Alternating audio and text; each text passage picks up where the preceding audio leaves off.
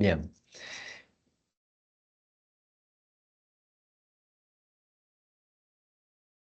Bueno, como contábamos antes, las instituciones penales tienen su origen en la modernidad. Ahora bien, institución penal nos remite a la cuestión de la pena.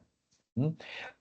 Por ahí me voy a ir un poquito más lejos que, digamos, la modernidad, para hacer referencia a otra cuestión que me parece que forma parte de la historia de lo que es el cumplimiento de la pena, por así decir. ¿Sí? Em, Me refiero a dónde surge el término pena. El término pena en realidad tiene un origen grecorromano. El término pena, efectivamente, pena con esa escritura poena, ¿no? En realidad, en la mitología grecorromana, era la diosa, una diosa menor, era la diosa del castigo y la ayudante en las tareas de Némesis de repartir lo que se llama la justicia retributiva. ¿Sí? En ese punto, digamos, pena el tiempo también empieza a utilizarse como dolor o castigo a partir de, digamos, su traslado a Roma. Y el latín efectivamente tiene esa acepción, tiene la acepción de el castigo o del dolor. Eh, y efectivamente después, con el tiempo, pena empezó a establecerse como un término que se aplicaba en los juicios civiles y el uso perduró a lo largo del tiempo, efectivamente, en nuestra lengua, en la lengua castellana, como un término aplicado al castigo legal. ¿M? Pero la pena, efectivamente, estuvo ligada muy fuertemente a lo que tiene que ver con el dolor, a lo que tiene que ver con el castigo. ¿M? Y de hecho, algo que hace si se quiere, la penalidad en el sentido de la transgresión a, digamos, ciertos credos. Durante todo lo que ocurre después de la caída del Imperio Romano y durante la Edad Media, es sinónimo pena también de falta, ¿sí? Piensen en el fútbol, ¿sí? A penalizar, ¿no? Pero también de culpa, de castigo, de remordimiento, de arrepentimiento y de búsqueda de una expiación de esa culpa por una penalización. Esto que ustedes ven ahí, digamos, es algo que es resabio de cierta cultura cristiana durante la Edad Media, y que es la procesión de los penitentes, que se sigue llevando adelante en algunos lugares de Europa, en España, por ejemplo. Entonces, la penitencia surge del tema de la pena. Efectivamente, allí lo que consideramos una penitencia eh, aparece como, digamos, una práctica muy ligada a las penas que corresponden a los pecados, las transgresiones. No olvidemos que, digamos, las primeras formas que hacen a la regulación de las personas, a la regulación, si se quiere, en el campo de la norma y de la ley en las sociedades, tiene que ver con las concepciones religiosas. Y efectivamente, durante toda lo que hace a la Edad Media, las prácticas jurídicas están muy atadas a, digamos, la regulación y la administración religiosa. Y en ese sentido piensen, por ejemplo, en lo que era la Inquisición, ¿sí? Efectivamente, digamos, la penalidad estaba muy teñida de esta cuestión transmitida durante todo ese periodo de esta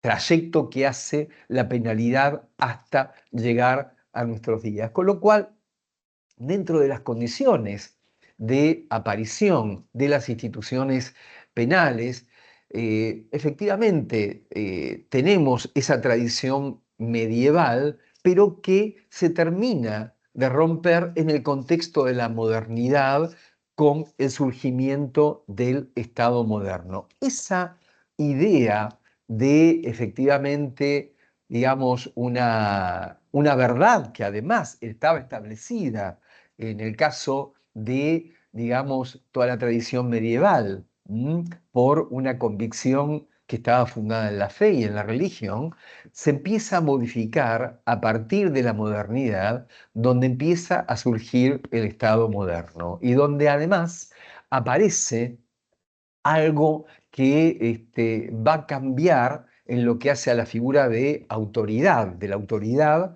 que rige efectivamente el juicio de establecimiento de la verdad. Y allí efectivamente aparece toda una tradición en la que, bueno, van a intervenir un montón de pensadores que van a dar forma a lo que llamamos en principio una modernidad temprana, ¿no? Con Descartes, con John Locke, con Galileo, Kepler, Copérnico, con Hobbes, que de algún modo van a ser como la base de, digamos, el pensamiento y la modernidad temprana. Entonces, durante esta modernidad temprana, a lo que asistimos de algún modo es a un pasaje de una verdad divina, una verdad establecida por la autoridad, digamos, divina, a lo que hace al conocimiento científico, ¿sí? Piensen hoy ustedes en las pericias, ¿sí?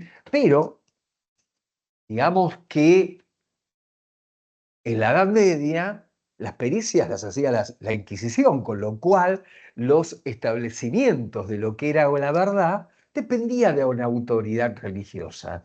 A partir de la modernidad se desplaza ese lugar de autoridad, ¿sí?, por lo que es el saber racional, el saber científico. Esto es un proceso que lleva tiempo, pero también porque implica la aparición de, digamos, la autonomía del sujeto de la razón. La autonomía del sujeto de la razón y de un yo que piensa a partir de Descartes y las consecuencias que tiene el cartesianismo.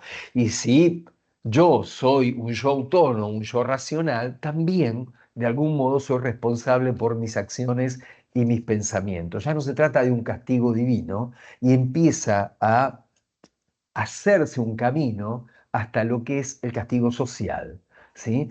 Con lo cual, esto implica todo un movimiento durante todo ese periodo que es la modernidad, en donde también tenemos una observación racional de la naturaleza a partir de la experiencia y también de la conducta de los sujetos humanos. Es en el contexto de esta modernidad donde aparece Hobbes, ¿m? Que fue más o menos contemporáneo a Descartes, y que junto con John Locke, que escribe los tratados sobre el gobierno civil y un poco más tarde el contrato social de Rousseau, el Leviatán de Hobbes es una de las primeras obras que abordan la naturaleza humana, el origen de la sociedad y de cómo se organiza la sociedad en lo que hace a, digamos, un estado civil. ¿Mm? Y en este punto, efectivamente, Hobbes expone en este periodo una doctrina de fundación de los estados y de los gobiernos legítimos y crea una ciencia objetiva de la moralidad a partir del Leviatán. En este punto, digamos que Hobbes fue alguien muy influyente durante todo el periodo que da lugar después a la Revolución Inglesa, que es la Revolución de Cromwell, y que restablece de otro modo la configuración del Estado británico. Y un poco más tarde, bueno, ahí vamos a ver aparecer a otras figuras, pero que ya tienen que ver con el iluminismo, con la ilustración, con la ideología, que es un movimiento que forma parte dentro del iluminismo, en donde van a aparecer figuras como Rousseau, como Voltaire, como Montesquieu, como Diderot, Condillac, bueno, una cantidad de autores que forman parte de este ideario de la segunda mitad del 1700. Segunda mitad del 1700, que es lo que va a dar lugar, digamos, ya tenemos una modernidad establecida, una modernidad ya no temprana, ¿sí? En donde tenemos el auge de la iluminación de la razón y donde efectivamente ya hay establecida una idea de un yo autónomo y donde también hay una postura crítica a esta idea de la autoridad divina. Y justamente es a partir de este contexto que se da lugar al cuestionamiento de la autoridad divina y que se produce la Revolución Francesa, entre otras, en esa segunda mitad del siglo XVIII, hacia el 1700. Bueno, efectivamente, esto no es un dato menor. ¿Por qué? Porque es a partir de todo ese movimiento que empieza a configurarse los estados-nación, donde empiezan efectivamente a aparecer el Estado moderno. Es decir, que las instituciones que existían previamente empiezan a tener un proceso de transformación para constituirse en las instituciones que configuran el Estado moderno, ¿sí? Como ustedes saben, yo esto no lo voy a profundizar porque estoy seguro que lo vieron también en otras materias. Allí cobra un peso importante, digamos, en este movimiento del iluminismo y de la ilustración, las ideas que desarrolla Rousseau en la concepción del contrato social, ¿sí?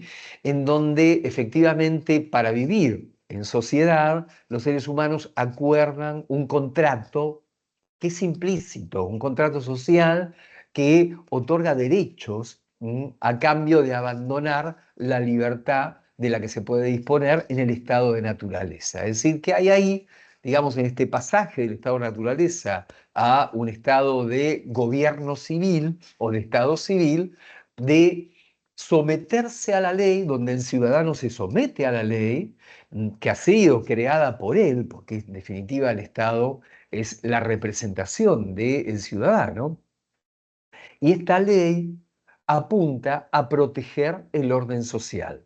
¿M? Entonces, esa ley se convierte en un valor supremo al cual efectivamente hay que obedecer, y así nace este consenso social y las reglas del consenso social que configuran también el modo en que se organizan las sociedades a partir de, digamos, este desarrollo de las instituciones que hacen a los estados-nación. Bueno, dentro de este marco, como consecuencia también de este contrato social, la falta cometida por un sujeto pierde el estatuto religioso como tal. ¿Para qué? Para convertirse en una infracción a la ley. Pero infringir la ley, de algún modo, convierte a ese individuo que quebranta el pacto social en un enemigo social. porque infringe efectivamente el pacto social, el acuerdo. Y entonces se somete a la fuerza coactiva que proviene del Estado por voluntad del pueblo. ¿Sí? Entonces, durante, digamos, esta segunda mitad del 1700 y comienzos del 1800, que es donde van a aparecer, digamos, los estados-nación y donde se produce la crisis del absolutismo monárquico, donde cae la figura de una autoridad divina, y esto también hace que cambie la consideración de qué es la soberanía. ¿Sí? En donde el soberano es el ciudadano, ¿sí? Cosa que tarda un tiempo efectivamente en construirse, pero el concepto de un Estado soberano supone al ciudadano con su representación en el Estado. Hay la reforma que se produce a nivel de las instituciones del Estado, implica también una reorganización de los sistemas de castigo y de penalización. Es decir, que supone una organización del sistema penal y judicial en todos los países de Europa y del mundo. En esa reelaboración de, el sistema penal, al menos desde el punto de vista teórico, surgen pensadores como Cesare Beccaria y Jeremías Bentham, en donde de algún modo se empieza a propugnar la idea de que las leyes tienen que reforzar un aspecto educativo y las penas tienen que ser ejemplares. La educación también tiene que ver con que efectivamente la formación del de el individuo, la formación del sujeto, esto también se ve muy claramente en Rousseau, que escribe, digamos, el Emilio, o de la educación, eh, forma, digamos, al hombre verdadero, porque ante todo se trata de formar al ciudadano, formar al hombre es la primera tarea que se tiene que proponer el Estado. Y también, en segundo paso, es formar al ciudadano. ¿Mm? Y bueno, en este punto, efectivamente, piensen ustedes que en este periodo, segunda mitad del 1700, comienzos del 1800, en esta transformación de las instituciones también se produce una transformación educativa. Un poco por influencia de las ideas filosóficas del iluminismo, de la ilustración, donde si se trata de que todos somos seres de razón, todos somos sujetos de razón, de lo que se trata es de establecer un orden social que implique, digamos, una formación del ciudadano, una formación ilustrada. Por supuesto que no todos los individuos son ciudadanos y no todos son ilustrados, pero en este punto, digamos, la idea del Estado es una configuración a partir de este orden racional que implica efectivamente formar al ciudadano. En ese marco, por ejemplo, nace en nuestro país hacia 1800 la Universidad de Buenos Aires. La Universidad de Buenos Aires, que nace en 1821, nace después de la Revolución de Mayo, que es también un efecto de la revolución la Revolución Francesa, la Revolución de Mayo, pero ahí tenemos un efecto de estas ideas del iluminismo. De hecho, cuando se forma la Universidad de Buenos Aires, en aquel momento solamente existía, digamos, una universidad en todo lo que era el territorio del virreinato, que era la Universidad de Córdoba, que tenía 200 años antes, 200 años más, perdón, que la Universidad de Buenos Aires. ¿Sí? Esa universidad había sido creada en su momento con otra idea, que era de algún modo formar a aquellos que iban a asegurar el control del virreinato por parte de España. Entonces se crea, digamos, las universidades como la de Córdoba, la Pontificia de Lima, etc. Ahí, digamos, se trataba de una universidad estrictamente medieval, que efectivamente replicaba a la tradición de la universidad medieval.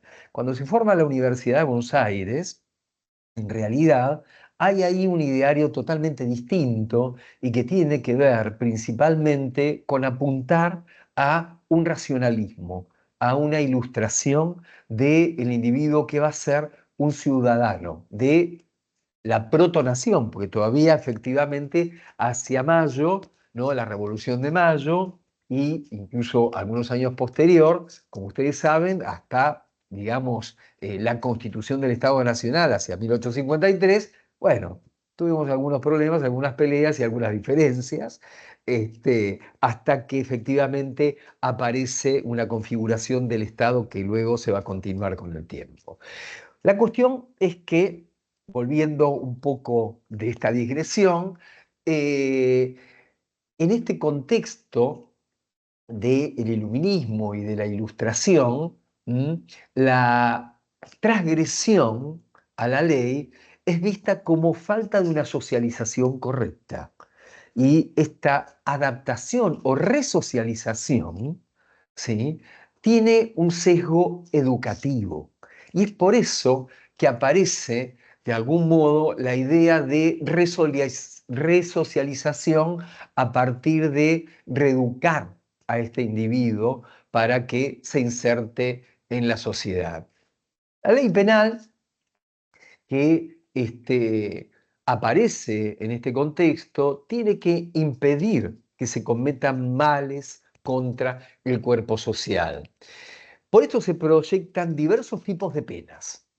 Penas como la deportación, que es la segregación del individuo del cuerpo social, se segrega ese cuerpo del cuerpo social que ha sido atacado por su daño, por su acción.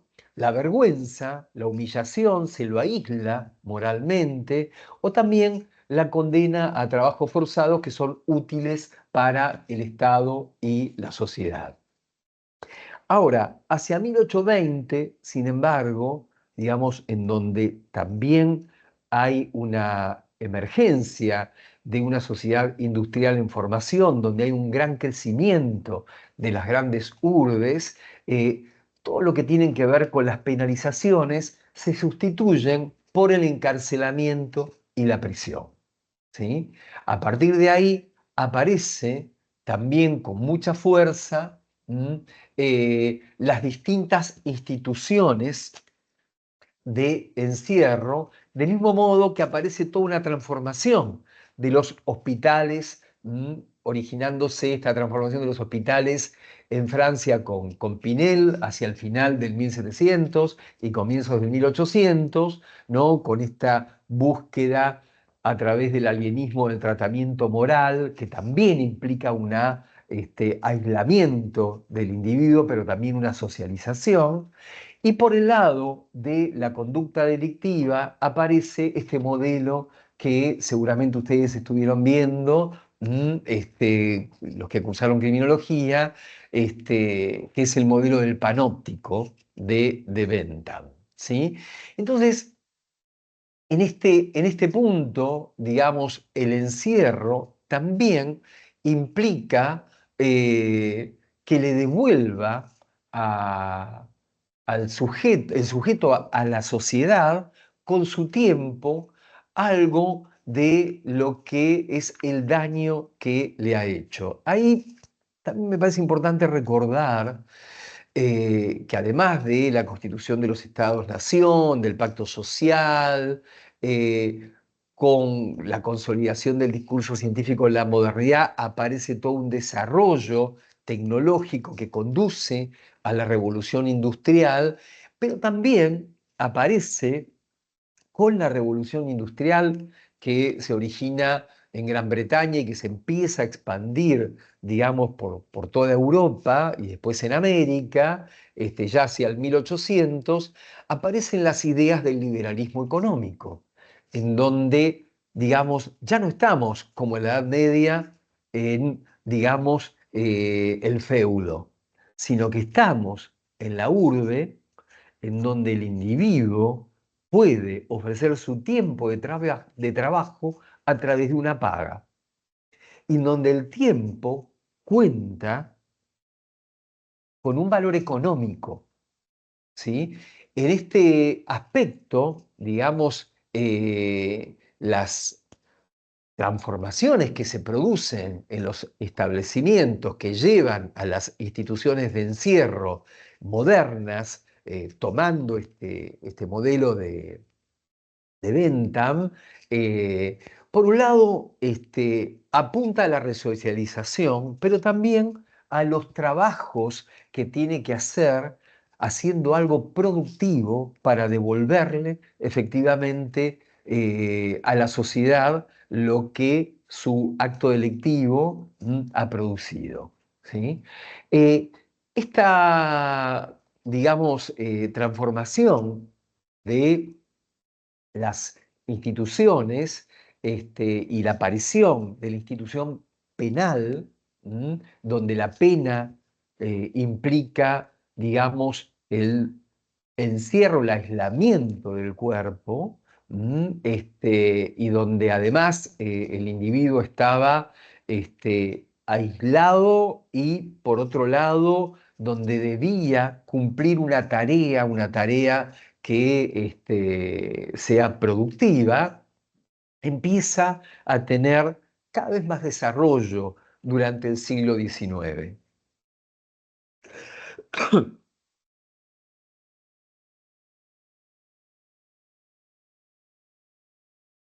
Las instituciones penales y la manera en la que se empieza a ver el delito también sufre, digamos, una importante influencia a partir de la segunda mitad del siglo XIX con el desarrollo del positivismo. El positivismo que surge, digamos, con Augusto Comte, con John Stuart Mill, hacia, digamos, el siglo XIX, hacia los comienzos del siglo XIX, pero que va a cobrar, digamos, fuerte auge en la segunda mitad del siglo XIX.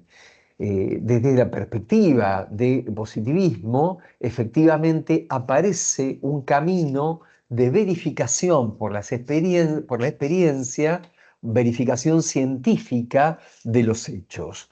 Y en este punto también, digamos que la idea de una verdad ligada a la razón va a estar un poco teñida de esta concepción positivista donde se requiere de una verificación científica.